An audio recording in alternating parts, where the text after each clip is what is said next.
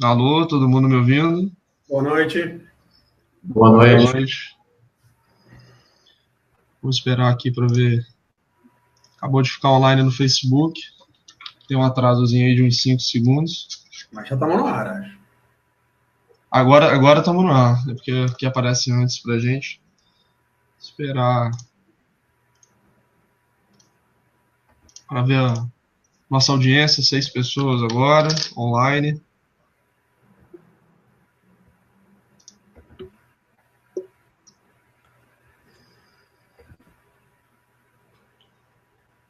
Bom, já estamos ao vivo já. Dia muito movimentado, né? Semana muito movimentada. Já tivemos até uma interação aí no chat. Bom, então vamos ao que interessa. A nossa pauta inicial da semana seria falar quase que exclusivamente sobre Copa do Mundo. Foi a nossa primeira intenção, a primeira divulgação que a gente fez a respeito dos acontecimentos da Copa, mas fomos atropelados pelos fatos. Então a Copa do Mundo hoje vai ficar um pouquinho mais tarde. A gente vai tratar primeiro do assunto que movimentou o dia, que foi esse solta, não solta, prende, solta do Lula. A gente foi surpreendido hoje mais cedo pela decisão do desembargador plantonista Rogério Favreto a respeito da libertação do Lula. Tivemos até interação já, Lula livre, do Marcos Vinícius. Bom, o fato é que no início, logo no horário do almoço, houve uma decisão em favor de um HC de Lula, sustentando que havia um fato novo, que seria a pré-candidatura do Lula. Isso seria suficiente para que fosse concedido um habeas corpus de maneira a não privar ele da participação na eleição. Esse foi o principal argumento do desembargador. Logo depois, a gente teve uma manifestação do juiz Sérgio Moro, dizendo que a ordem não seria cumprida, porque o desembargador ele era incompetente no sentido de não haver competência jurídica para atuar dessa maneira, e solicitou que se manifestasse o relator do caso, o desembargador que faz parte da turma que julgou a oitava turma do TRF4, então ele remeteu, na verdade solicitou que se manifestasse o desembargador, o que foi feito, dizendo que não haveria libertação para o Lula, porque não havia fato novo, e a gente achou que isso tudo seria uma confusão que teria acontecido aí em 2, 3 horas, quando próximo das 3h30, 4 horas, se eu não me engano, uma nova decisão do desembargador plantonista que havia concedido o habeas corpus, novamente solicitou que fosse libertado Lula, oficiou a Polícia Civil a Polícia Federal, perdão, para que fosse cumprido o mandado de libertação de Lula. E a gente ficou na expectativa até o final até o início, assim, meados, na verdade, da noite de hoje, quando provavelmente hoje finalizamos com uma nova decisão, e provavelmente definitiva para o dia de hoje, do presidente do TRF4, desembargador Thompson Flores, que determinou que Lula permanecesse preso. Enfim, uma confusão muito grande, como vem sendo todo o processo envolvendo o presidente Lula. A Lava Jato se desenrola há muito tempo, mas especificamente no caso dele, a gente tem assim, muita polêmica em qualquer decisão. E conforme a gente anunciou no Facebook, a gente convidou para falar sobre isso o advogado, o professor da Faculdade de Direito de Campos, doutor Rafael Crespo, que vai se juntar a gente aqui na transmissão, vai fazer uma exposição do desenrolar, uma exposição analisando os aspectos jurídicos do desenrolar desse caso de hoje, e vai também, ao final da exposição, tirar algumas dúvidas de quem estiver assistindo a gente, quiser colocar no chat, eu vou colocar aqui em evidência, e ele vai poder falar. Vou convidar o Rafael aqui, já volto, vou tirar aqui rapidamente o mundo da transmissão, só para o Rafael entrar.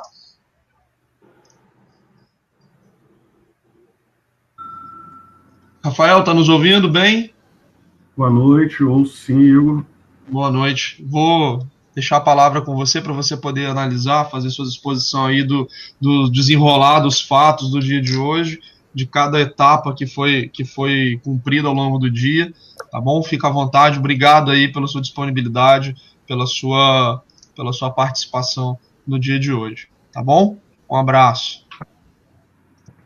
Boa noite aos que nos acompanham, né, pelas redes sociais. É um grande prazer participar do programa. Parabenizo pela iniciativa. Acho que a gente precisa ter um espaço como esse para discutir temas relevantes. O domingo foi bem agitado. Ao longo deste dia, nós tivemos 4 decisões judiciais versando sobre o mesmo caso. Na parte da manhã, como o Igor já mencionou, nós tivemos uma decisão do desembargador plantonista no Tribunal Regional Tribunal Regional Federal da 4ª Região, o desembargador Rogério Favreto, e nesta decisão, o desembargador em questão concedeu a liminar para que o ex-presidente Luiz Inácio Lula da Silva fosse solto. Esta decisão, ela se baseou, assim, preponderantemente no argumento de que um fato novo teria surgido durante a execução provisória da pena de Lula lá em Curitiba. E qual seria esse fato novo? Esse fato seria a pré-candidatura de Lula à presidência da República. O desembargador Favreto sustentou, né, na sua decisão, que Lula é um concorrente muito forte ao Palácio do Planalto, nas eleições que ocorrerão no final do ano, e que impedi-lo de participar de debates pelo país, né, debates ainda na fase de pré-candidatura, seria uma forma de tolir a liberdade de expressão de um candidato muito forte, né? Seria uma forma de empobrecer o debate eleitoral e, principalmente, seria uma quebra à isonomia que deve nortear o debate eleitoral. Você estaria dando um tratamento privilegiado aos candidatos que não possuem qualquer restrição à sua liberdade e concedendo um tratamento diferenciado ao Lula, né, na medida em que ele não poderia participar de muitos atos da pré-candidatura. E isso, para ele, seria uma quebra da isonomia, repito.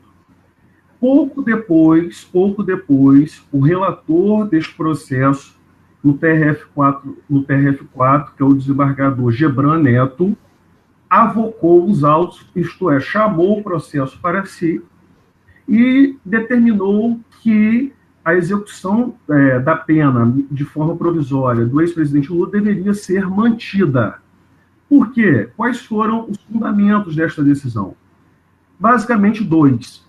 O primeiro deles foi que o juízo de plantão não pode servir para rediscutir questões que já foram exaustivamente discutidas pela turma responsável pelo julgamento deste caso.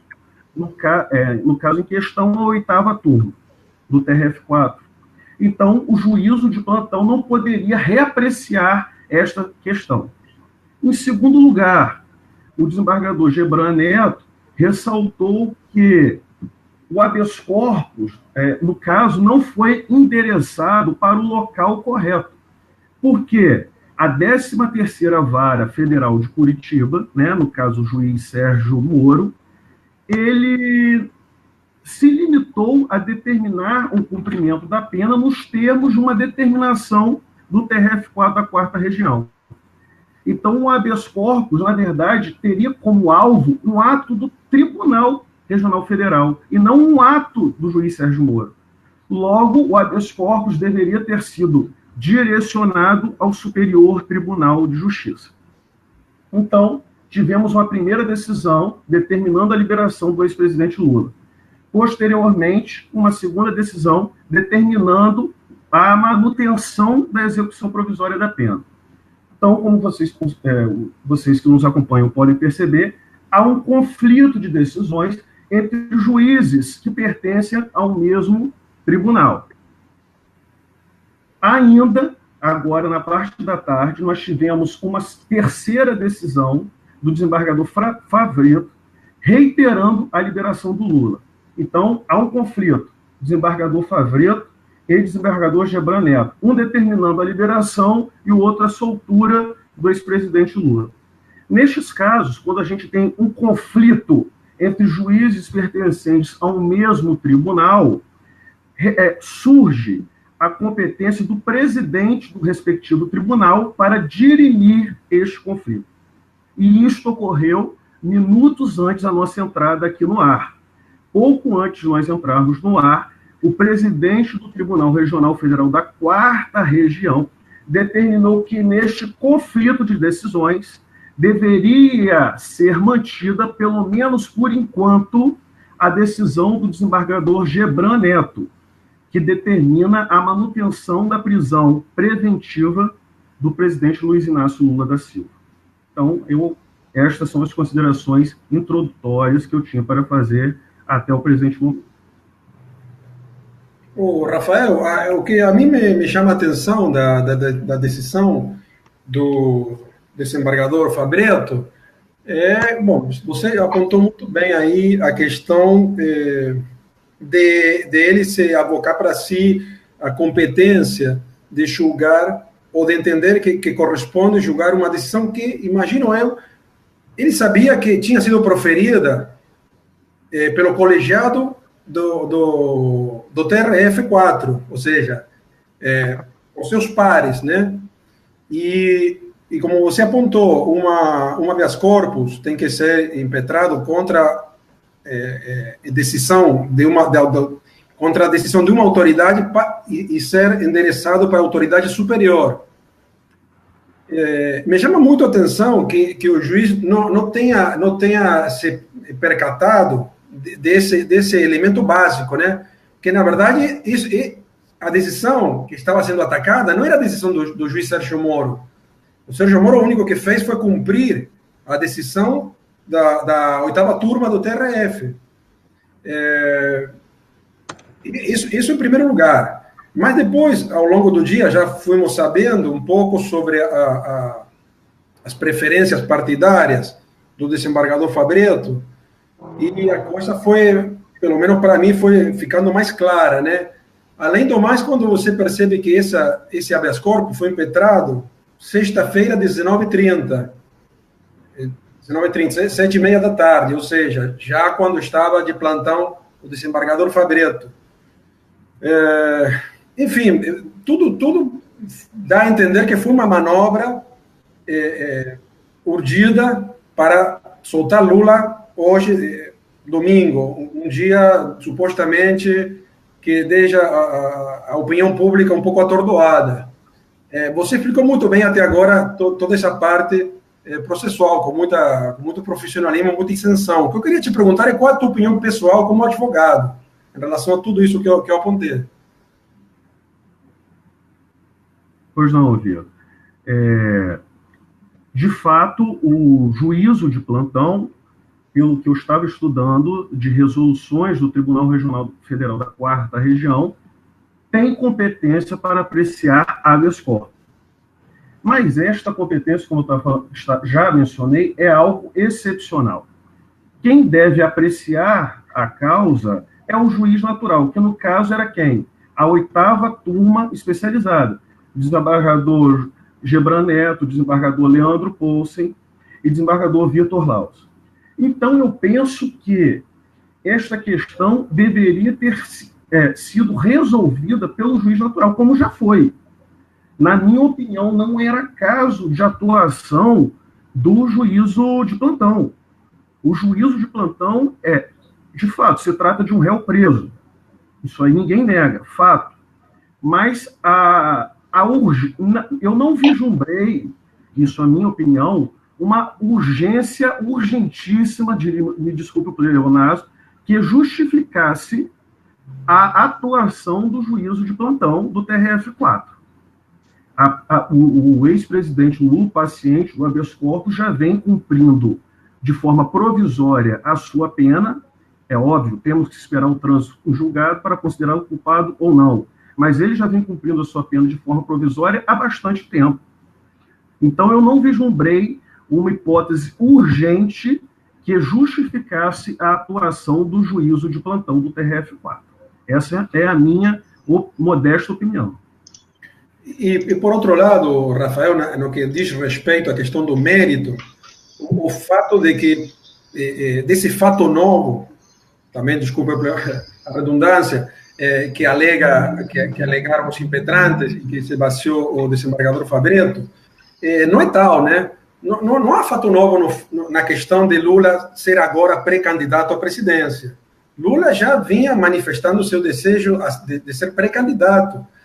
E, por outro lado, eu penso o seguinte, se isso fosse utilizado como argumento, talvez poderia ser aplicado ao ex-governador Sérgio Cabral também. Se ele quisesse dizer que impetrar um habeas corpus dizendo que ele vai se candidatar ao governo do estado do Rio, poderia ser analisado pela justiça pelo fato dele dizer que é pré-candidato, e seria um fato novo. Me parece que ainda que esse fato de Lula ser pré-candidato já vinha acontecendo desde o início do ano, ou antes, ainda que isso não tivesse acontecido, e que ele agora tivesse decidido isso, não me parece que não me parece que seja um argumento pertinente para justamente determinar a libertação de uma pessoa. Concordo com você, Oviedo. De fato, eu não enxergo na pré-candidatura do paciente do habeas corpus em questão qualquer fato novo. O ex-presidente Lula já vinha, tinha acompanhei até pela mídia há muito tempo as suas caravanas pelo Brasil inteiro na divulgação da sua pré-candidatura. Então, de fato, eu não enxergo também nesta questão qualquer fato novo, né? Isso foi exaustivamente divulgado pela mídia, já ocorre há meses, então já era um fato público notório há bastante tempo, né? Não um fato novo, não configurando assim um fato novo, na minha opinião. E como você falou, é um argumento válido para todos aqueles que estão políticos que estão presos apenas de forma preventiva. Por quê? A nossa Constituição Federal, lá no seu artigo 15, diz que os direitos políticos serão apenas suspensos, apenas com o trânsito em julgado de uma condenação criminal. Então, enquanto não há um trânsito em julgado de uma condenação criminal, em tese, o indivíduo pode pleitear o registro da sua candidatura. Então, inúmeros políticos que apenas estão presos provisoriamente, ou seja, sem condenação com trânsito em julgado, desde que seguindo essa linha de raciocínio, desde que manifestassem sua vontade no sentido de serem pré-candidatos, poderiam também se valer do recurso do habeas corpus e pleitear sua libertação para participar de atos de pré-candidatura no seu respectivo estado, no seu reduto eleitoral. Então, enfim, além de não ver um fato novo, entendo também que não, neste caso específico, este fato não restou configurado. Perdão, Buchaú, pode falar. Rafael, há muito tempo se fala em judicialização da política. Eu assisto agora com preocupação uma politização do judiciário, o uso do judiciário como ferramenta política. Me preocupa que réus tenham juízes de preferência, desembargadores de preferência ou turmas do STF de preferência. E isso parece que torna o judiciário muito uma ferramenta da política que foge do debate, foge da discussão dos grandes temas nacionais e se torna uma disputa judicial com elementos que seriam afetos a esse ou aquele candidato, a esse ou aquele grupo, a essa ou aquela corrente. Você observa alguma coisa desse tipo? É uma preocupação que existe no judiciário? O que você pensa a respeito? Alexandre, em primeiro lugar, os requisitos para ingresso como membro no Poder Judiciário são bem rigorosos, né? Exige-se um estudo com muita dedicação ao longo de anos. Mas a gente observa, assim como todos os poderes, possui as suas mazelas. E, vez por outra, identificamos pessoas que manifestam, talvez não ajam da forma imparcial de que deveriam agir no exercício da sua função jurisdicional. Eu entendo que condutas como essa devem condutas que não zelem pela imparcialidade jurisdicional, obviamente merecem repulsa na medida que não estão conexas com aquilo que a Constituição prevê, bem como com aquilo que a sociedade espera de um juiz, ou seja, imparcialidade, né? Agora, a gente também não pode negar que, a partir da Constituição Federal de 1988, o judiciário passou a ter um papel muito mais ativo. A Constituição garantiu uma série de direitos e estabeleceu uma série de deveres, né? Direitos que não existiam antes de passarem a existir, né? E que passaram também a exigir do Poder Judiciário uma atuação mais, vamos dizer assim, ativa. Então, é normal, e eu penso que nós ainda assistiremos como é que eu poderia dizer, cada vez mais uma atuação do Poder Judiciário no que tange a temas relevantes para a sociedade, como, por exemplo, a seara do direito eleitoral, eleições, direitos sociais como um todo. Rafael, perdão, pode fazer suas perguntas. Essa politização, você acha que é mais interessante que ela seja mantida como no Brasil, que é algo meio velado, ou como é nos Estados Unidos, por exemplo, onde o cara deixa clara a sua posição, deixa claro o sentimento que nutre e se declara realmente defensor dessa ou daquela linha de atuação? Olha, nos Estados Unidos, em que pese haja esse costume, né, tem os conservadores e aqueles que são mais progressistas, embora isso seja uma coisa mais clara, recentemente ocorreu um julgamento na Suprema Corte norte-americana em que conservadores e progressistas convergiram em alguns pontos e divergiram em outros. Então, o sistema americano, assim como não existe sistema perfeito. Todo e qualquer sistema possui as suas imperfeições. Agora, se você me perguntar se eu tenho, por exemplo, alguma sugestão no que tange a nomeação de ministro para o STF, eu sugeriria o seguinte: eu acho que o cargo de ministro do STF não deveria ser algo vitalício, algo que o indivíduo ficasse até se aposentar compulsoriamente. Eu penso que deveria existir um mandato, por exemplo, para o exercício da função de ministro do Supremo Tribunal Federal. É uma sugestão que eu tenho. Agora, não existe sistema perfeito. O sistema norte-americano, embora haja uma certa transparência quanto a posições pessoais, convicções pessoais, julgamentos recentes demonstram que, no resultado desses julgamentos, nem sempre essas convicções pessoais se materializam. Rafael, agora me diz uma coisa, acho que a maior preocupação que aconteceu quando o desembargador plantonista decidiu novamente pela soltura do Lula, e aí a gente entrou num hiato muito grande de acontecimentos, o que aconteceria se não houvesse a intervenção do presidente TRF4. A gente tinha uma decisão inicial dele, de soltura, uma decisão intermediária do relator do caso, desembargador Gebran Neto, e você teve novamente uma decisão do plantonista dizendo que era para soltar mesmo. Como é que seria decidido isso? Ficaria a cargo da autoridade policial, que seria a Polícia Federal? Tem uma regra de prevalência?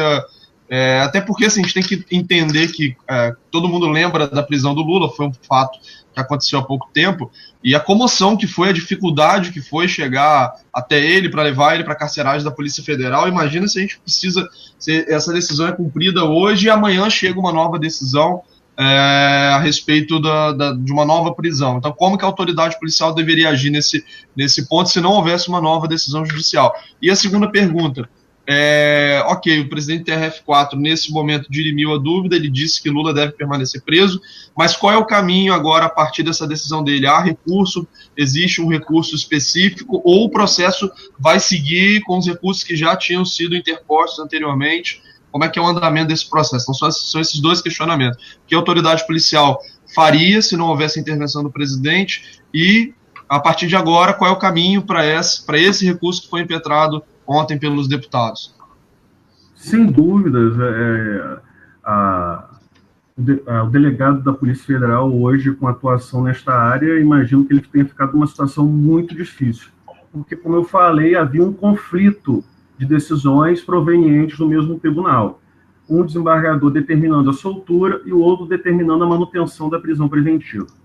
Bem, não há na lei, né, expressamente uma solução para o caso, para esse questionamento que você acaba de me apresentar. No entanto, eu entendo que, por não, como eu já falei e volto a reafirmar, por não vislumbrar urgência que justificasse a atuação do juízo plantonista, por não verificar a ocorrência de fato novo, né?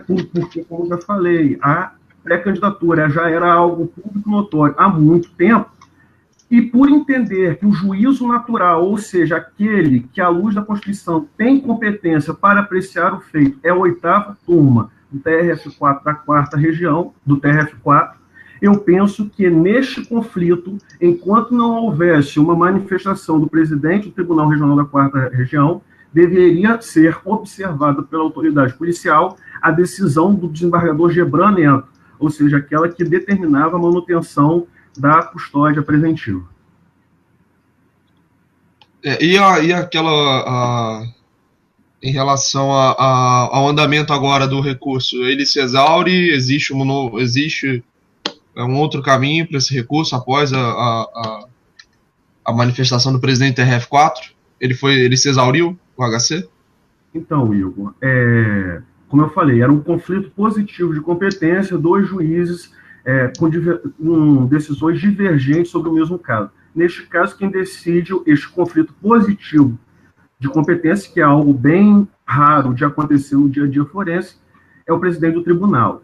Ele, como eu falei pouco antes de entrarmos no ar, se manifestou no sentido de manutenção da custódia preventiva do ex-presidente Lula, ou seja, determinou que deveria prevalecer a decisão do desembargador Gebran Neto, ou seja, Lula deve, por enquanto, permanecer preso provisoriamente. Agora, contra essa decisão, né, caso a defesa do ex-presidente vislumbre alguma obscuridade, contradição ou omissão, entendo que seria cabível a oposição de um recurso que a gente chama de embargos de declaração. São aquele recurso que visa, né, elucidar algum ponto que não ficou muito esclarecido, algum ponto obscuro, algum ponto contraditório. Agora, uma vez utilizado esse recurso, penso que essa questão já está exaurida dentro do TRF4, devendo a defesa recorrer aos tribunais superiores, STJ, STF. A gente teve um comentário aqui agora, vou colocar ele em evidência, não sei, um comentário longo, eu não sei como ele vai aparecer. Bom, ele apareceu na tela inteira, mas eu vou ler rapidamente aqui até para poder baixar logo ele e a gente voltar para o vídeo. O Lucas acabou de colocar: para o professor de Direito Constitucional, pós-doutor de Direito Lênin Streck, a questão de liberdade do ex-presidente Luiz Inácio Lula da Silva ultrapassou a esfera jurídica. Esse assunto, entre aspas, agora, esse assunto virou uma disputa política, não há mais direito, foi deixado de lado há muito tempo, afirmou ele. Para ele, o único que de fato pode despachar é o plantonista. Ninguém está de férias pode desautorizar um plantonista. Se a moda pega, não haveria mais necessidade de haver plantonista, seria inútil. É simples. Bom, aqui acho que todo mundo sabe, ou quem não sabe vai saber, o Lênin Streck, ele é um defensor do Lula há muito tempo, se posiciona favoravelmente ao ex-presidente em diversas oportunidades que ele tem de se manifestar, mas, fora isso, eu queria saber se a posição jurídica dele ela é majoritária ou se essa manifestação dele é minoritária, no sentido de que a autoridade é do plantonista. Existe algum tipo de conflito muito grande a respeito disso, ou é uma questão pacificada que foi utilizada como subterfúgio e provavelmente vai agora repousar nos anais da justiça brasileira? Em primeiro lugar, mando um abraço para o Lucas, é meu aluno lá do Uniflu. Em segundo lugar, eu reconheço no professor Lênin Streck um grande professor, um grande escritor, alguém que eu estudei as suas obras, mas, de fato, o juiz plantonista, ele tem as suas atribuições, a sua competência. Há uma resolução do TRF4 que delimita bem qual será a sua área de atuação. Essa resolução diz o seguinte: o juízo plantonista pode, sim, apreciar habeas corpus. Isso aí, ponto incontroverso. O juízo, então, poderia apreciar habeas corpus? Sim. Em segundo lugar, nesta mesma resolução, há uma disposição que proíbe que o juízo plantonista volte a apreciar questões que já foram apreciadas pelo juízo natural, que no caso é a 8ª turma do TRF4. E, sendo assim, considerando que as questões que foram ventiladas no habeas corpus dirigido ao juízo de plantão já foram, na sua grande maioria ou totalidade, apreciadas pela 8ª turma, eu, sinceramente, não vejo como justificar a atuação do juízo de plantão. Eu queria só falar alguma coisa sobre esse comentário do participante em relação ao que disse Lenho Streck. Em primeiro lugar, Lenho Streck se contradiz, né? Porque ele diz que a questão de Lula é uma questão que ultrapassa o direito. E em seguida, passa a analisar uma questão de direito, que é a atuação do plantonista. Então, evidentemente, nada ultrapassa, entendo eu, o direito. Tudo pode ser passível e deve ser passível de discussão na esfera judicial. Acontece que Lenho Streck, como o Igor apontou, e como aparentemente também o desembargador Fabretto, estão a favor da libertação de Lula. Então, daí que eles consigam amoldar seu pensamento em função daquela finalidade que querem atingir. Como nós já falamos aqui, o juiz plantonista, em teoria, tem a capacidade de analisar habeas corpus, mas esse desembargador não era o desembargador competente, não era a instância jurídica competente para analisar um habeas corpus. Porque, como já dizemos, a instância competente era a instância superior àquela que decidiu pela prisão provisória, e aquela que decidiu pela prisão provisória foi a 8ª turma do TRF. Então não pode um desembargador que está no mesmo nível analisar um habeas corpus sobre a decisão coatora que está no mesmo nível que ela. Tem que ser instância superior. Como o Rafael já tinha apontado, seria o Superior Tribunal de Justiça. De maneira que me parece que todas essas manifestações, ou essa manifestação em especial, está muito contaminada pela paixão política.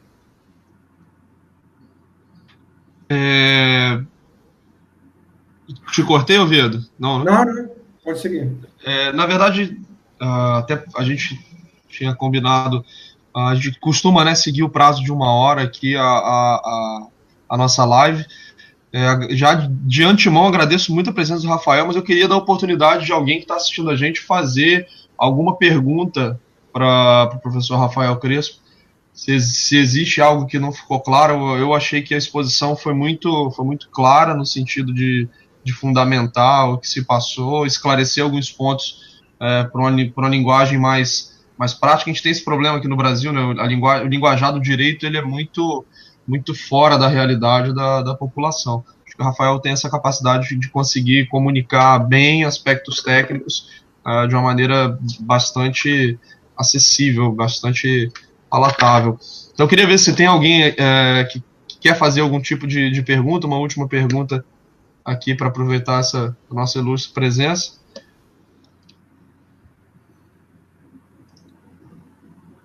Tem um pequeno delayzinho, então vou esperar algum... Rafael fez um bom trabalho em traduzir o juridiquês, né, que é uma língua bastante complicada para o resto dos mortais. Bastante complicada. Buchaú, Oviedo, a Luísio está vendo a gente não está no vídeo aqui ao vivo, mas está junto com a gente ainda na transmissão. Até agora a gente não teve nenhuma pergunta dos espectadores, são 31 espectadores. E você até chama depois aí o Aloysio, eu vou falar o comentário, você chama ele para comentar, mas o Aloysio já teve uma entrevista com o Lula, um negócio importante, foi feito lá em novembro, se não me engano, ou dezembro, e trata até dessa questão de fato novo e tal. Eu queria até que você subisse ele aí para ele falar a respeito disso. Sim.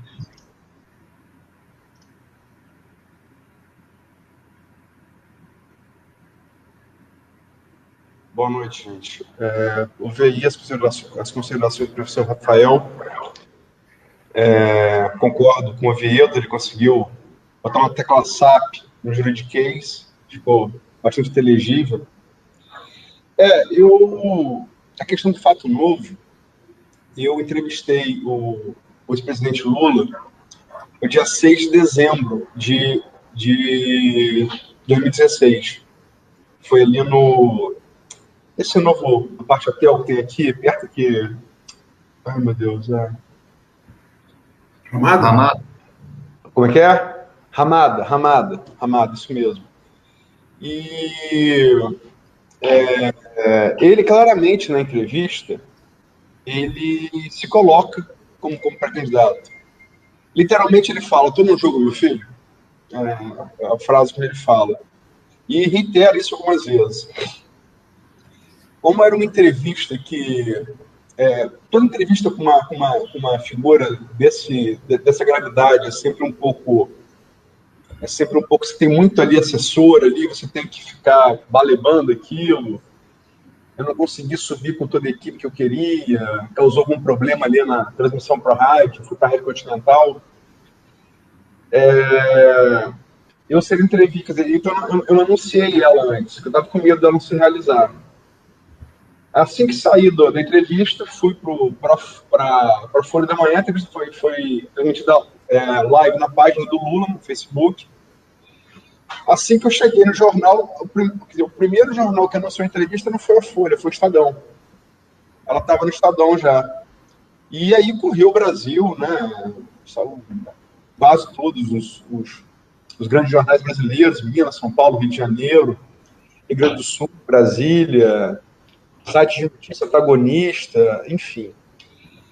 Mas eu acho que a entrevista, eu não vou tecer muitos juízos de valor sobre esse sai, não sai de hoje, mas ela deixa muito evidente que não há fato novo na pré-candidatura. Até porque, e aí eu peço para o professor Rafael e o próprio Vitor, que é advogado, me corrija se eu estiver errado, pré-candidatura juridicamente não é nada. Ela é uma intenção. Não existe a instituição do pré-candidato. Ele só passa a ser candidato quando o seu pedido de registro de candidatura ele é aceito ou não pelo TSE. A partir daí, um pré-candidato é um cidadão normal como qualquer outro. Né? Não existe essa figura legal do pré-candidato. Existem restrições a quem se anuncia como candidato antes de ter a análise do TSE. Mas não existe figura jurídica do pré-candidato. Ele é um cidadão normal. Mas, de fato, o Lula anunciou muito claramente, reiterou algumas vezes, que ele era pré-candidato, sim.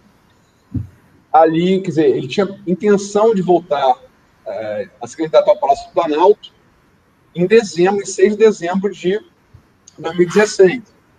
O que, em tese, e reiterou isso diversas vezes depois. Mas é porque na Globo News hoje se falou muito em janeiro. E eu fui conferir a entrevista é de 6 de dezembro, quer dizer, um mês antes de janeiro de 2017. Então, de fato, não posso acreditar que houvesse fato novo. Né?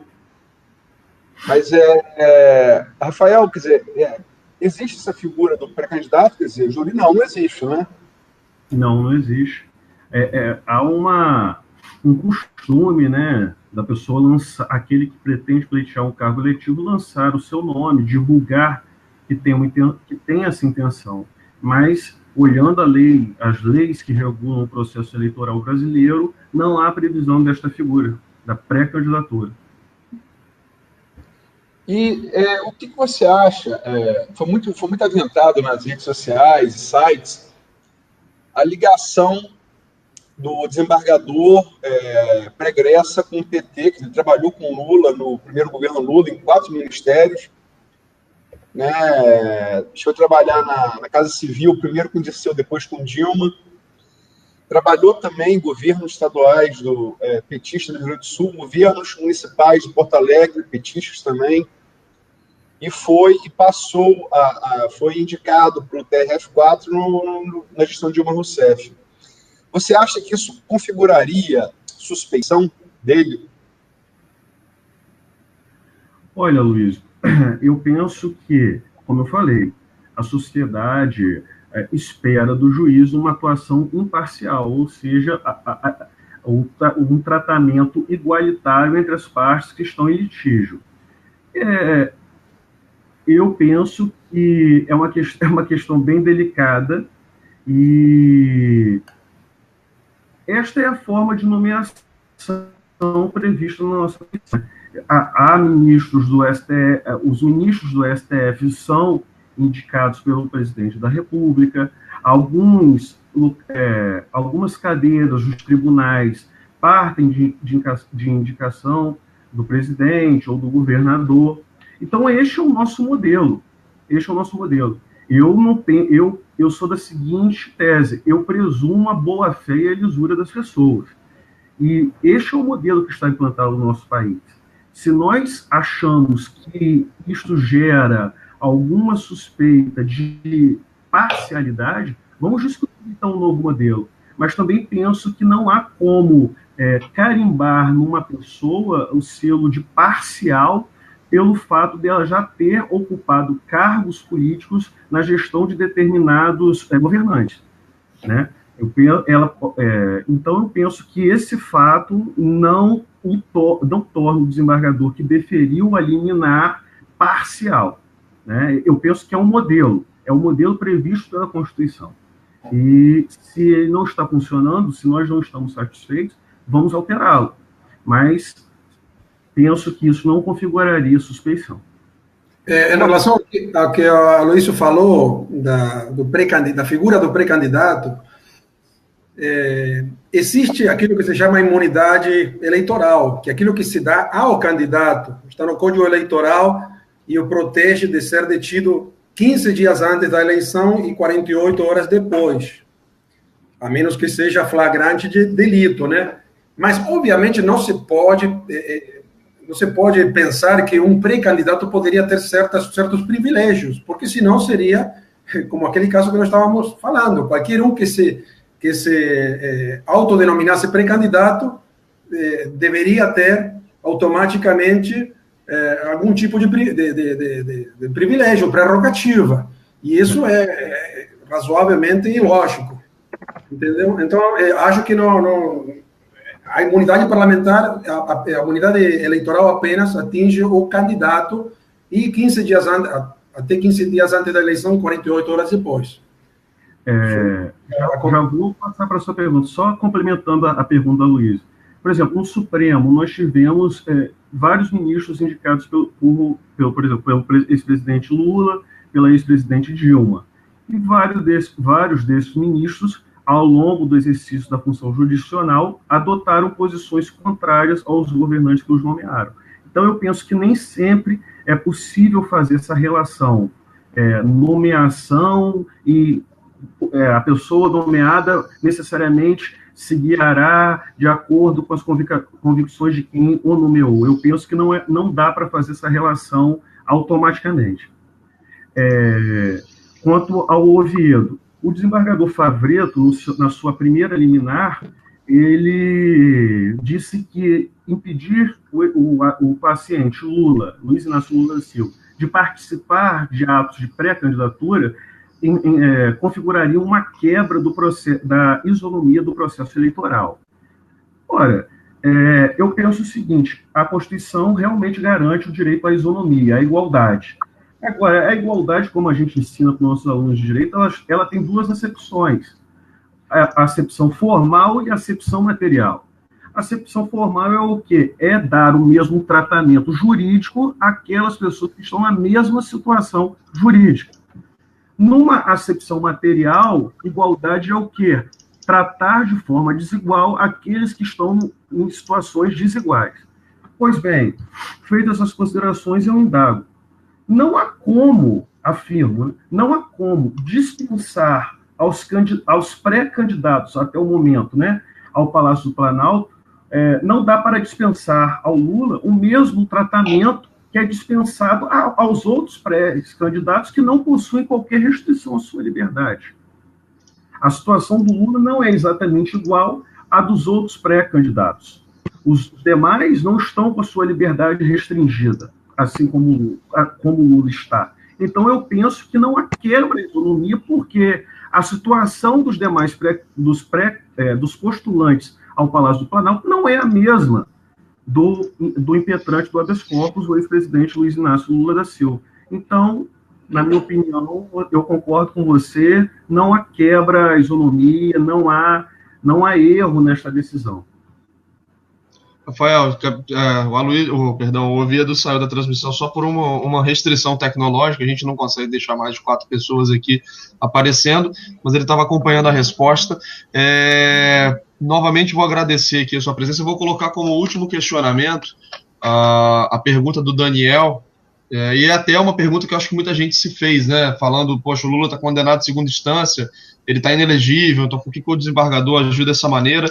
E eu acho que é uma boa oportunidade para esclarecer se a lei da ficha limpa tem conexão direta com esse processo do triplex, ou se é preciso que haja algum tipo de solicitação à justiça para que ela se manifeste. Eu acho que é uma boa oportunidade para poder a gente distinguir o que é efeito penal, o que é efeito eleitoral, se eles se comunicam, como se comunicam.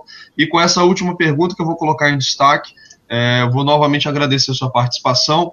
Finalizando essa etapa aqui do Rafael, que vai responder a pergunta, a gente vai seguir para o nosso próximo tópico. Infelizmente, uma outra coisa triste, além da confusão judiciária, a gente teve eliminação da seleção. A gente vai falar disso logo após a finalização desse tópico do Lula. E aproveitar aqui que eu estou com a palavra, vou convidar todo mundo que está acompanhando a gente aqui na transmissão. A gente tem uma página do nosso programa, 4 em Linha, é só jogar no Facebook 4 com o algarismo 4 em linha, curtir, porque a nossa expectativa é fazer essa transmissão dentro da página do 4 em Linha, tá bom? Rafael, tá a pergunta aí para você ficar à vontade para responder. Vamos lá. De fato, a situação do Lula, né, o fato dele ter sido condenado por um órgão jurisdicional de segunda instância, pelos crimes que ele foi, né, o torna... faz com que a sua situação jurídica se adeque à inelegibilidade prevista pela lei da ficha limpa, né, que foi a lei complementar 135 de 2010. No entanto, essa inelegibilidade ela não é automática.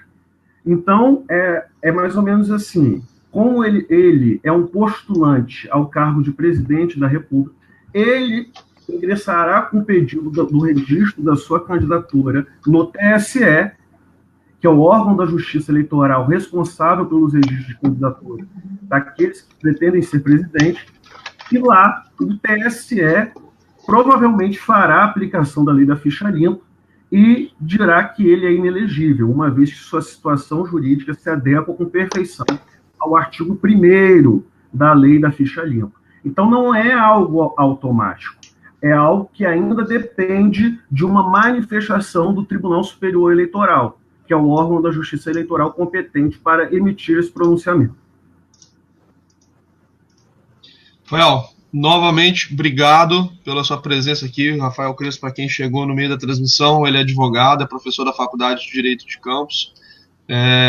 Com todo esse acontecimento do dia de hoje, foi convidado pela gente aqui para poder explicar um pouco dos aspectos jurídicos. Como a gente falou agora há pouco, infelizmente a justiça no Brasil em muitos casos opera num mundo paralelo ao restante da população. Isso dificulta bastante o entendimento da população. Acho que isso inclusive gera um afastamento da justiça e principalmente da noção de que a justiça pode ser cumprida e se ela está sendo cumprida ou não. Então é importante que a gente tenha essa aproximação de aspectos mais técnicos, principalmente aqui no nosso país, que essa é uma tradição bastante presente, dessa dificuldade do mundo jurídico se comunicar com o restante da população leiga no assunto.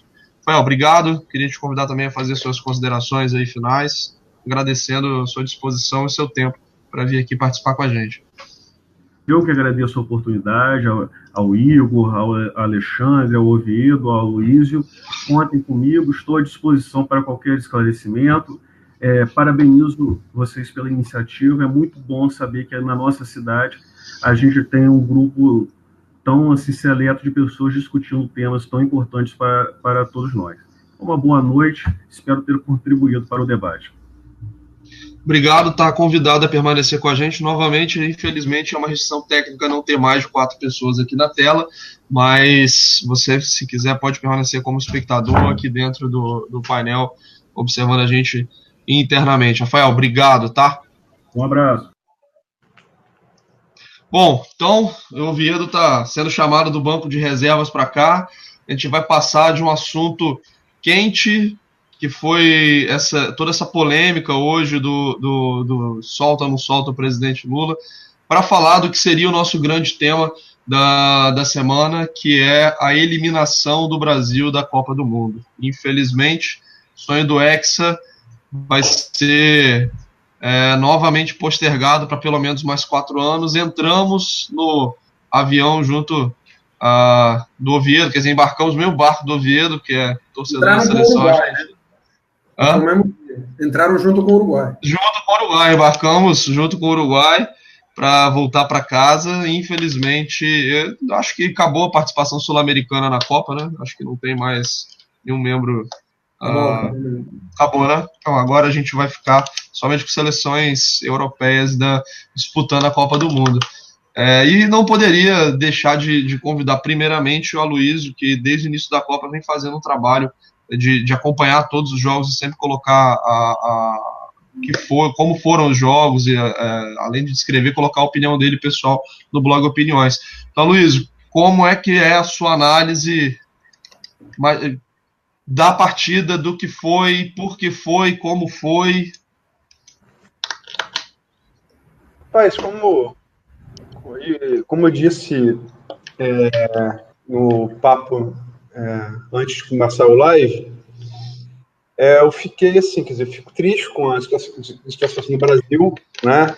Torci muito, fiquei feliz que o gol brasileiro foi marcado por Renato Augusto. Me lembro que mandei na hora um WhatsApp pro meu irmão, esse já usou a 10 de Zico, porque ele usou a 10 de Zico no Flamengo, né?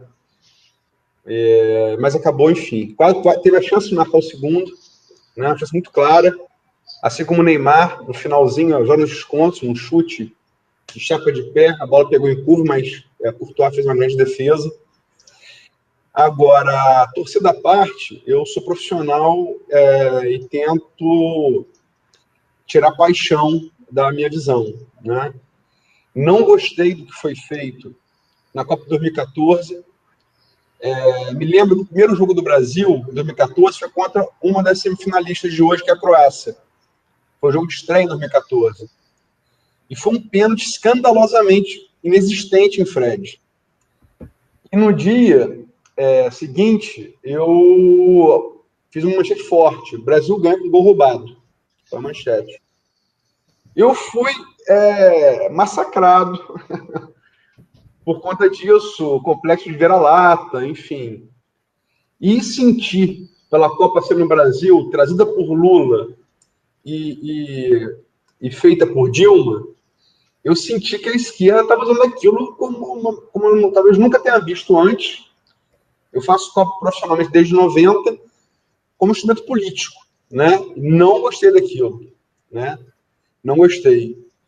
E num jogo que teve em Stuttgart antes, entre Alemanha e Brasil, eu coloquei muitas das coisas que acabaram se repetindo no jogo válido da Copa do Mundo, na semifinal, que deu 7-1. Todo mundo sabe a história qual foi. Quer dizer, de 90 para cá, 90, 94, 98, 2002, 2006, 2010, 2014, 2018. São 8 Copas. De todas as matérias que eu fiz, eu fiquei muito, não satisfeito com o resultado, mas assim, até porque eu não previ resultado, mas na matéria da Folha, só no dia do jogo, eu anunciei, acompanhando, vendo as pessoas, comentando, tentando ler um pouco em inglês também, que facilita bastante, as novidades táticas que a Bélgica traria. E foram, eu acho que porque em termos técnicos, Brasil e Bélgica são muito equivalentes. E sempre falei isso aqui. Eu me lembro que a cara de vocês, quando eu falei assim, Brasil jogar aberto, perde para a Bélgica. Vocês fizeram uma cara de espanto. E o Hugo quase chorou. O misto de tristeza e incredulidade. Mas eu acho que foi muito ruim para a gente o jogo da Bélgica e Japão. Porque foi a oportunidade que a Bélgica teve de acertar os seus erros. A partir dos insucessos, do sufoco que eles tomaram, onde deram uma virada que o Brasil não conseguiu dar, sair de 2-0 e conseguir virar, embora também, logicamente, o Japão não seja a Bélgica, eles tiveram uma missão menos difícil. que foi abandonar a linha de 3 zagueiros, que era uma linha pesada, né, e seria ideal para atacantes rápidos, como Neymar, como Felipe Coutinho, como Gabriel Jesus, como William. Botaram o Fellaini, que é um cara muito alto, muito forte, um volante, no meio de campo para reforçar a marcação, e uma figura que vinha apagada na Copa, apesar de ter sido um dos destaques da Premier League, o Kevin De Bruyne. Falei que ele jogaria adiantado como ele joga no Manchester City. E foi isso que aconteceu. E numa atuação excepcional desse jogador, liberado ali, jogou quase como falso 9. Ele mandou no jogo e acabou com a gente, no primeiro tempo. No segundo, o Brasil tentou correr atrás, se revelaram alguns erros de Tite, né? Douglas Costa foi o melhor atacante brasileiro de todo o jogo. Ele só entrou aos 16 do segundo tempo. Jogou melhor que Neymar, jogou melhor que Felipe Coutinho. Foi o melhor brasileiro em campo. E, portanto, teria que ter entrado antes. Eu acho que Tite demorou muito a reagir e acho que Tite tomou uma... Sou defensor de que ele continue na seleção. Não sou favorável com essas bruxas, de maneira nenhuma. Agora, tomar uma lição. Copa são 7 jogos para quem chega à final. Não é campeonato de ponto corrido. Substituição, Gabriel Jesus não fez gol no primeiro jogo. Não fez no segundo, sai. Bota Firmino. O Willian tá mal, sai. Bota Douglas Costa. Nós não temos, nos 5 campeonatos que conquistamos, um time que não tivesse feito alteração. Um time que tivesse começado a jogar e tivesse terminado jogando. Isso quer dizer alguma coisa, né? Mas, enfim, e vocês o que acharam? Aí eu vou perguntar por que você ficou covardia, ouvindo. Não, calma aí que eu vou querer falar, pera aí. Tem muita coisa pra falar, muita roupa, tô brincando. Antes de eu passar aqui, eu vou passar pro Oviedo, mas antes eu quero ler alguns comentários aqui que colocaram enquanto você falava. O primeiro comentário a respeito da Copa foi do Gabriel Diniz, falou que o Brasil perdeu por teimosia de Tite, que quis manter sua panela. O Antônio César colocou que o Tite inventou um centroavante que é bom porque marca e não porque faz gol. Quer dizer, marca pessoa, né? Não marca gol. O Murilo colocou que o Brasil fez um primeiro tempo horrível, foi surpreendido pelo esquema da Bélgica, que modificou a posição dos jogadores de meio de ataque, até dentro do que a Luísa mencionou também. Então esses foram os comentários até agora a respeito da nossa eliminação. Vou passar para o Oviedo aqui, depois, se o Buchaú não quiser falar, eu pego a palavra de novo. Oviedo, sua análise fria, e já que você não precisava ficar com o coração na mão igual a gente. Pois é, como eu falei semana passada, depois da eliminação da Argentina, eu ia passar a curtir agora a Copa do Mundo, como espectador isento, né? Eu não tenho a capacidade que tem a Luísa de ter essa isenção com o próprio time jogando. Então, uma vez que a Argentina me deu essa possibilidade, através da eliminação dela, eu comecei a curtir. E o que eu tenho a comentar é o seguinte, em relação ao jogo de Brasil e Bélgica, sinceramente acho que deu Bélgica, mas tranquilamente poderia ter dado o Brasil. O Brasil perdeu muitas chances claríssimas no começo do jogo. Acho que ela teve muito mais chutes ao gol que a Bélgica. A Bélgica teve melhor pontaria, mas se o resultado tivesse sido o contrário, 2-1 para o Brasil, teria sido completamente justo também. São essas coisas que tem o futebol. E no mais, dizer o seguinte, eu curti muitos jogos bons depois da eliminação da Argentina, e antes também, obviamente, né? Também curtia os jogos. O próprio Bélgica com o Japão, onde ela deu aquela virada, o próprio Brasil-Bélgica, até a Rússia e Croácia de ontem foi um jogo interessante, emocionante, e eu acho que ainda vamos ter jogos muito bons, pelo menos nas semifinais. Acho que França e Bélgica vai ser um jogaço. Eu não sei o que a Luísa está pensando em relação comparativamente em relação aos jogos dessa Copa do Mundo com a anterior, em relação à qualidade dos jogos. Eu acho que eu tenho visto jogos muito mais interessantes, mais bonitos e mais emotivos. Eu acho que essa Copa, 2010 foi o auge de uma coisa que revolucionou o futebol no mundo, que foi o tic-tac, né, da Espanha, baseado em posse de bola, em retenção de bola. baseado num time que tinha 3 jogadores excepcionais, Messi, seu Messi, argentino, Xavi e Iniesta, jogadores pequenos. Como é que um jogador pequeno, como é que Xavi, Messi e Iniesta vão marcar Schweinsteiger, por exemplo? Como é que vão marcar um Fellaini? Não tem como marcar, só de uma maneira, eles não cedem a bola. Só que essa escola que com Guardiola revolucionou o futebol no mundo, ela está chegando ao ocaso. Claramente, os times que tiveram posse de bola, maior posse de bola, muitos deles não passaram, inclusive a própria Espanha. Chegou a ter 79% de posse de bola com a Rússia e acabou perdendo. Né? Perdendo os pênaltis, mas perdeu. Eu acho que estamos diante... Tem uma foto muito interessante, até procurei ela para tentar ver se o Igor colocava aqui, mas acabei não achando, que mostra uma foto do Neymar saindo da área, cercado por Fellaini, Witzel, Company e outro zagueiro que eu não, belga que eu não estou lembrando o nome agora. Mertens. Neymar batia abaixo do ombro desses caras, dos 4. Eram 4 gigantes, eram 4 homens de 1,90 m. E Neymar não é um cara baixo. Eu acho que a gente está vendo, sorte que temos ainda um Mbappé, o próprio De Bruyne, um jogador que não tem esse tipo físico, é um cara pequeno, mas é a imposição de jogadores. Você já imaginou um jogador como Fellaini há 20 anos atrás, no meio de campo, um cara de 1,95 m, forte. O Lukaku, como é que um jogador desse pode ser tão rápido? Né? Eu acho que estamos diante... Eu acho que tivemos, sim, embates mais interessantes talvez esse ano. Até pela surpresa, tantos que tivemos, mas eu acho que estamos diante de uma mudança. Eu acho que o futebol está ficando um pouco mais físico, e a escola de Guardiola, o tic-tac, também trouxe muito do futebol de salão, onde a Espanha passou a rivalizar com o Brasil, quer dizer, muito toque de bola, ela está chegando a um ocaso.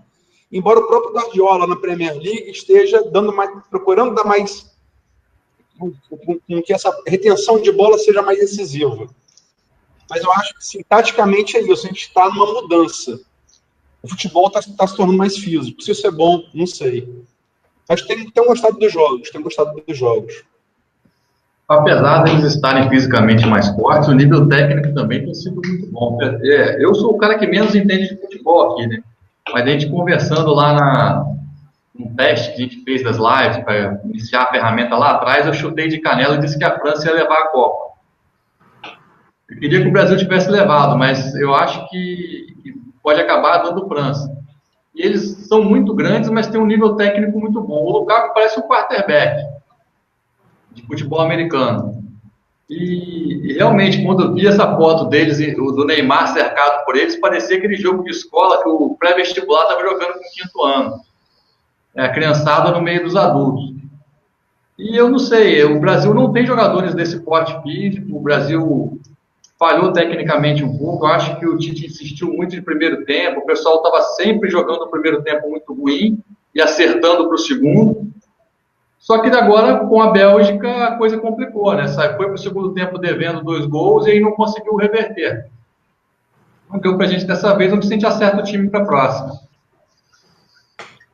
Eu vou dar minha opinião aqui como torcedor apaixonado que só acompanha futebol em época de Copa do Mundo. Eu concordo com todas as críticas que foram feitas aí no chat, as críticas até que o próprio Aloysio fez agora, a respeito dessa insistência do Tite em alguns jogadores, mas eu sinceramente não vi essa partida em que a Bélgica foi muito superior ao Brasil. Se a gente for parar para pensar, o gol da Bélgica sai num lance extremamente casual, de uma bola que resvala de leve na cabeça de um jogador da Bélgica, bate no braço, Fernandinho para dentro do gol. Alguém falou, Alisson poderia ter tido um reflexo maior, que é um goleiro mediano. Não acho que tenha sido culpa dele, é um lance que poderia ter acontecido em qualquer jogo, em qualquer seleção, é coisa do acaso e coisa do futebol. Futebol, talvez por isso eu não consiga acompanhar, eu fico muito nervoso vendo futebol, porque é um tipo de esporte que não premia a média, quer dizer, você tem o vôlei, você tem o basquete, você tem o tênis, você não tem como ganhar num lance nesse tipo de jogo. Você vai ganhar pela média. Então, assim, a cada quarto você faz uma pontuação, a cada game você vai construindo o jogo ao longo do tempo, o próprio vôlei, ao longo dos sets. Então, assim, O futebol, eu não conheço outro esporte que você tem esses lampejos que às vezes definem o jogo, algo extremamente casual. Eu acho que é muito próprio do futebol. Quer dizer, deve ter algum outro esporte nesse sentido, mas o futebol é talvez o mais popular entre os esportes que não tenham uma média definindo uma partida. E o segundo lance foi um chute que era também, para mim, indefensável do De Bruyne. Um lance que realmente foi uma falha total, na minha visão, da zaga. Um gol de contra-ataque que a gente toma quando está no final do jogo, a defesa totalmente desorganizada. O Lukaku tinha que ter sofrido uma falta no campo de defesa da Bélgica, não sofreu porque, como o Buchau falou, é um jogador extremamente forte, muito difícil você conseguir marcar um jogador desse.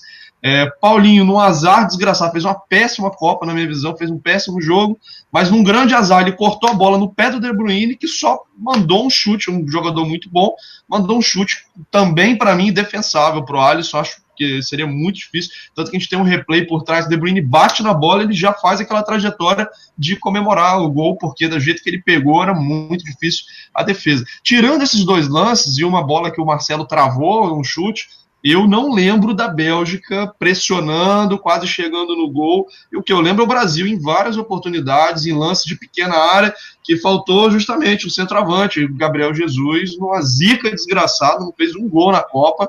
Ele só precisava, em alguns momentos, ter empurrado a bola para dentro do gol, ter pegado aquele rebote chutado para dentro da rede. Aquela bola do Thiago Silva, se entra no iniciozinho do jogo, ia mudar completamente a cara do jogo. Neymar muito bem marcado, Felipe Coutinho também não conseguiu criar, mas mesmo assim a gente conseguiu colocar a bola na área da Bélgica, seja em jogo aéreo, seja cruzando por baixo, chutamos muito de fora da área. Aquele chute do Renato Augusto foi um crime, aquela bola não ter entrado no final do jogo, do Neymar também. Então, assim, é um resultado que eu atribuo mais à dinâmica do futebol, de ser um esporte que nem sempre você tem o time com mais estatísticas levando a partida.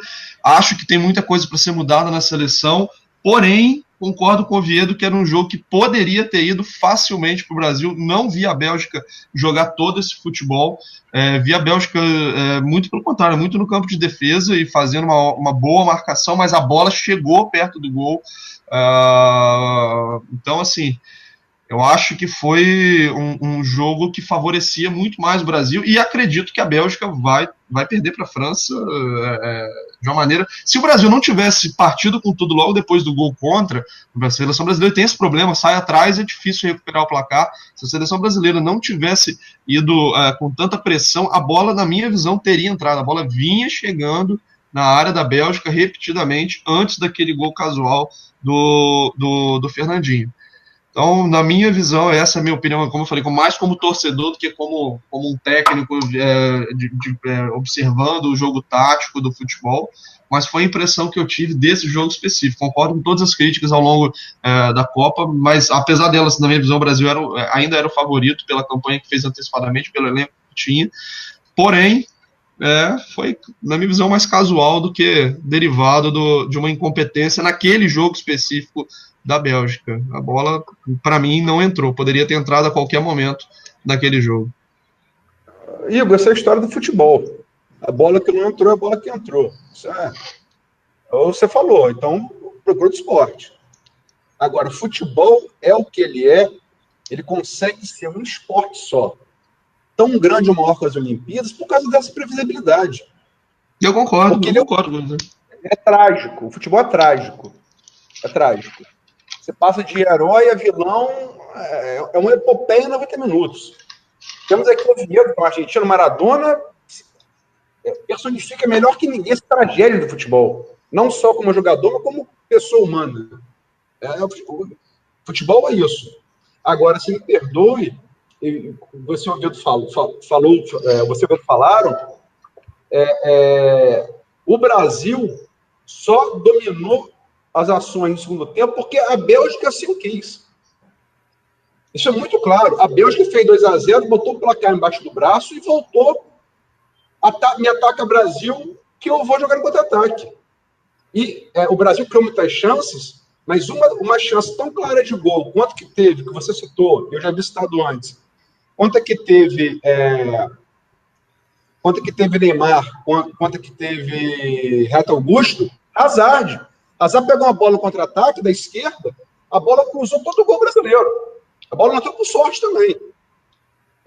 Agora, a Bélgica só dominou, o Brasil só dominou as ações no segundo tempo, porque a Bélgica quis que fosse assim.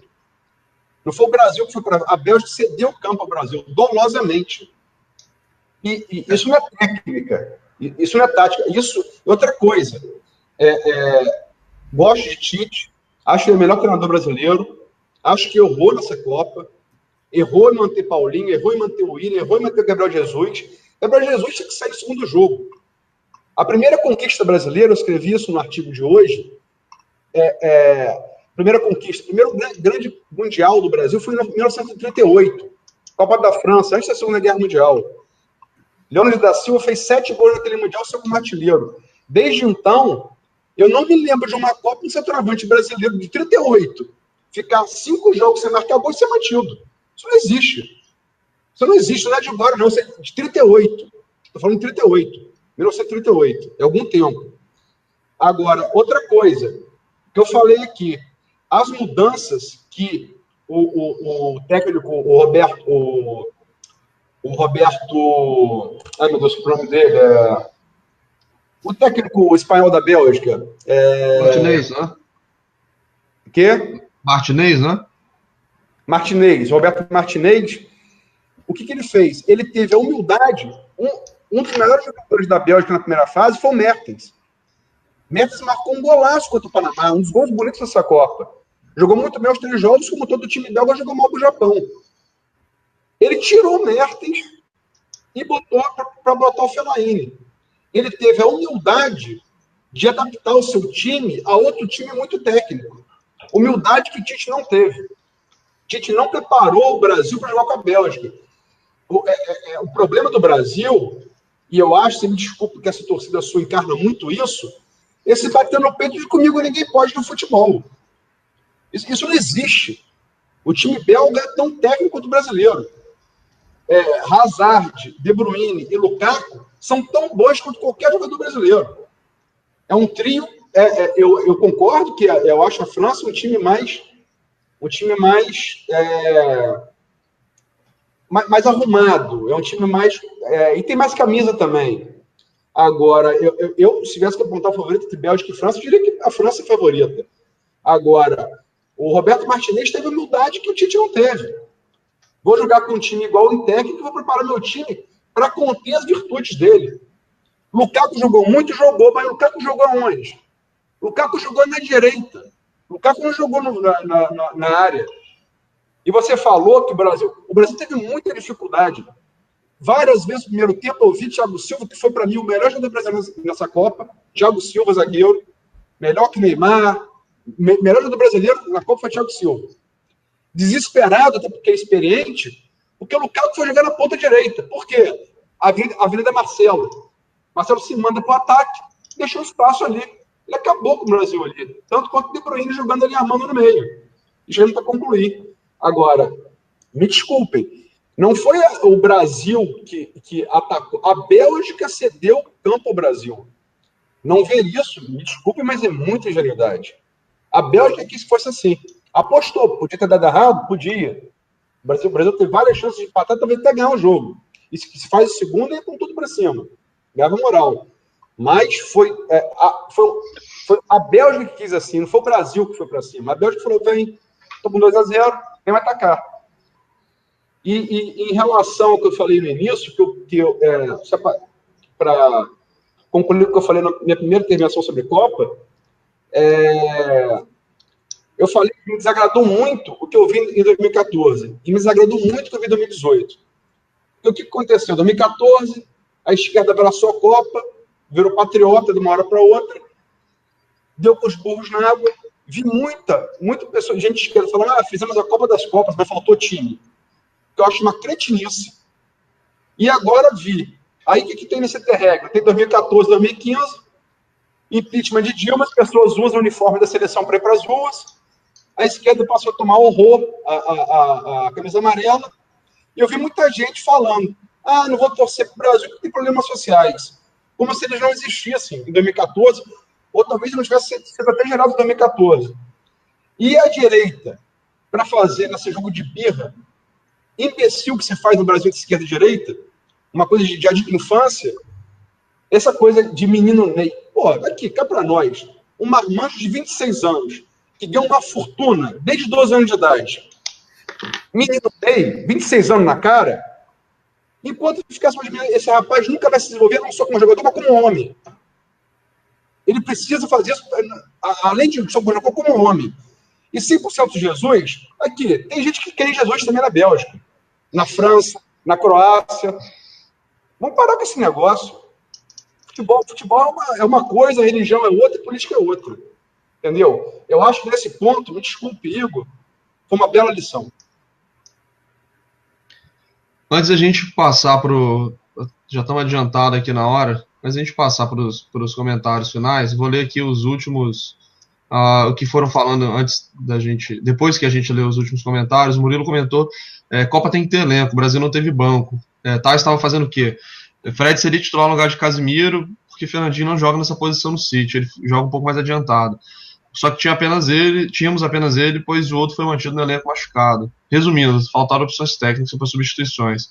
Cristiano Fagundes comenta que o aspecto psicológico influenciou muito, 2 gols abalaram o emocional do Brasil. Gabriel Diniz, se fosse para levar jogador para ficar no banco, era melhor levar alguém para ganhar experiência. E o Murilo comentou por último, o Felipão fez o mesmo contra a Alemanha em 2014, imagino que se referindo à questão do time, de não mexer. E complementou em alguma hora do que a Luísa estava falando a respeito da falha do Marcelo. Estamos chegando aqui no final, vou passar a palavra ao Oviedo, Buchaú, eu falo, Luísa por último. Oviedo, suas considerações finais a respeito do nosso último tema aí. Você foi o próximo a falar depois da Luísa, a gente falou pra caramba. Quer resumir alguma coisa? Eu já falei tudo o que tinha para falar, coincido com a Luísa em relação ao que a imprevisibilidade do futebol, a escassez de pontos que se marca no futebol e que isso cria um imponderável muito grande que pode definir uma boa jogada, pode definir um resultado injusto. E me lembro aqui a Argentina desclassificando o Brasil na Copa de 90 com um gol de Caniggia, que foi praticamente a única chegada que a Argentina teve num jogo inteiro onde o Brasil apertou e atacou, o gol, mas infelizmente para o Brasil o gol não chegou nunca. E a única jogada que a Argentina fez o gol e eliminou o Brasil, acho que foi, não sei se foi oitava, acho que foi oitava de final. Oitava de final. Então, o futebol tem isso de ruim, mas tem isso de maravilhoso também. Em relação agora aos 4 que restam, imagino que todos nós aqui temos, pelo que já acabei de ouvir, simpatia enquanto ao time, assim, simpatia por França, né? E pela Bélgica, mas só que um dos dois vai chegar até a final. Minha torcida, de fato, eu acho que são os dois times são muito melhores que os outros que estão na outra chave da semifinal, que é a Inglaterra e a Croácia. Minha torcida vai pela França. Vai pela França. Cadê vocês? Quais são os seus favoritos?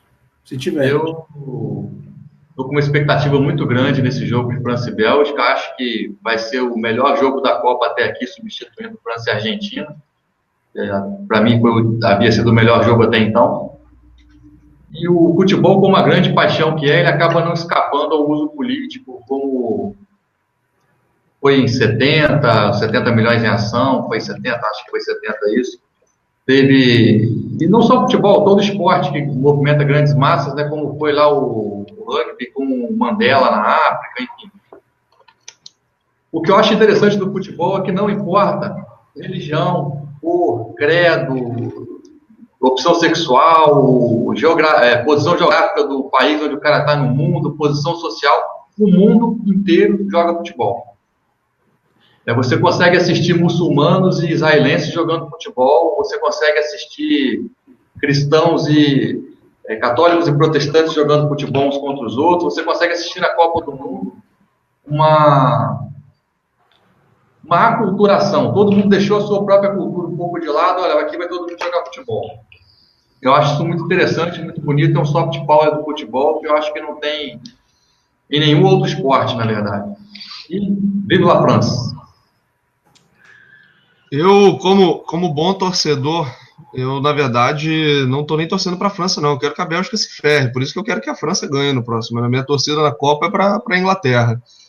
Também sem motivo, não tenho nenhum motivo específico para torcer para nenhum time, não. Vou torcer para a Inglaterra só porque eu quero que a Bélgica perca. Eu não simpatizo muito com a França, então vou deixar o berço do conservadorismo com a minha torcida. E por fim, meus últimos comentários.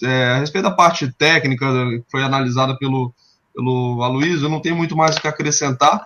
Eu só acho que, assim, eu concordo do uso político do futebol. Porém, nesse caso específico, eu não acho que dá para dizer que houve. Isso é até um assunto que pode render mais tempo, mas, na minha opinião, não houve uma divisão entre esquerda e direita. Eu conheço muitos membros de uma ideologia e outra, e acho que eles se dividiram igualmente. Igualmente não, mas vi muitas pessoas que eu reputo com posições mais à direita falando mal da Copa, etc.